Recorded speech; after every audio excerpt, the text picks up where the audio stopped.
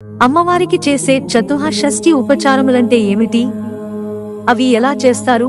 ఒకసారి శ్రీశంకరాచార్యుల వారికి లలిత అమ్మవారు 64 కళలతో 64 కోట్ల యోగిని దేవతలు చతుషష్ఠి ఉపచారాలు చేస్తూ ఉన్న రూపంతో దర్శనమిచ్చినప్పుడు ఆ ఆనంద పారవస్యములో ఆసువుగా రచించిన స్తోత్రంలో అమ్మవారికే అధికారం ఉన్న చతుషష్ఠి ఉపచారాలను ఈ విధంగా వివరించారు.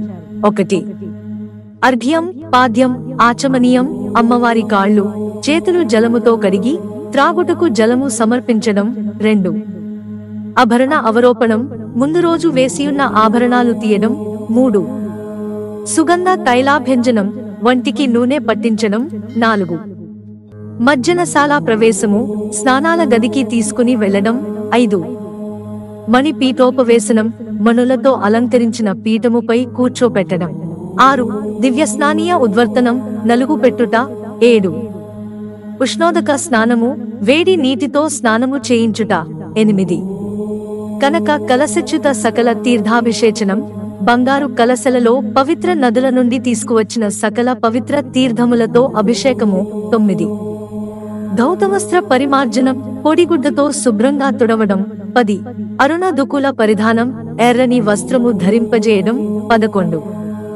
అరుణకు చోత్తరీయం, ఎర్రని ఉత్తరీయమును, జాకెట్టు ధరింపజేయడం. 12. ఆలేపన మంటప ప్రవేశనం, అత్తరు మొదలైన ఆలేపనలు పూసి గృహానికి అమ్మవారిని తీసుకుని వెళ్లడం, అక్కడ మళ్లీ మణిపీఠముపై కూర్చోపెట్టడం. 13.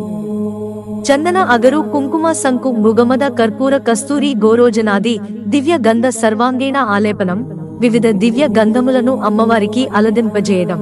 14. కేశాభరస్య కలాదుల అగరు ధూపం, కేశములు విస్తారపరచి సుగంధ ధూపం వేయడం. 15. జడవేసి మల్లికా మాలతి చంపక అశోక శతపత్ర పూగ క్రముక మంజరీ పున్నాగ కల్హారం ముఖ్య సర్వ ఋతు కుసుమమాల సంప్రయం, వివిధ ఋతువులలో పూచిన సుగంధ పుష్పములతో అల్లిన మాలతో అమ్మవారిని అలంకరించడం. 16. భూషణమండప ప్రవేశము, అలంకార గది ప్రవేశము. 17. మణి పీఠోపవేశనము, అక్కడ మళ్లీ మణి పీఠంపై కూర్చోపెట్టడము. 18. నవమణిమకుట ధారణ, 9 రకాల మణులతో కూర్చిన కిరీటం పెట్టడం. 19. దానిపైన చంద్రశకలం పెట్టడం. 20. సీమంతంలో సింధూరాన్ని దిద్దడం. 21. తిలక ధారణము, నుదుటిపై తిలకంతో బొట్టు పెట్టడం. 22. కాలాంజనం దిద్దడం, అమ్మవారి కళ్లకు కాటుక పెట్టడం. 23.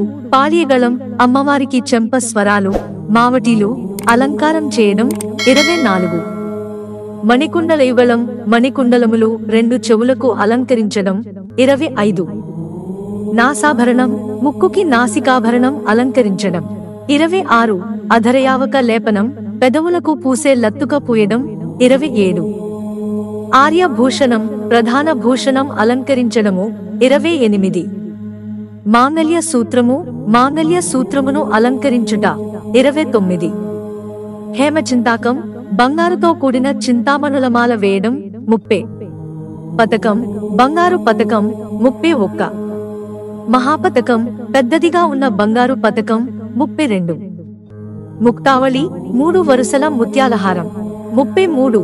ఏకావళి, 27 ముత్యాలతో కూడిన ఒక వరుస ముత్యాలహారం. 34.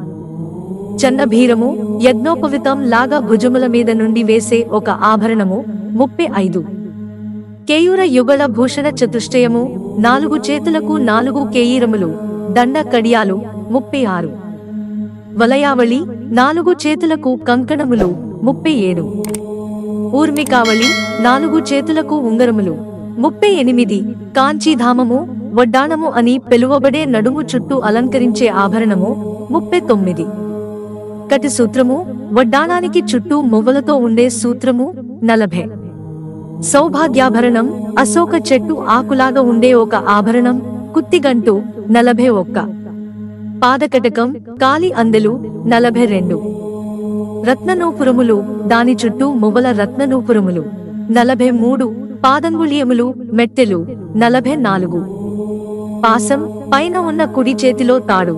45. అంకుశం, పైన ఉన్న ఎడమ చేతిలో అంకుశం. 46.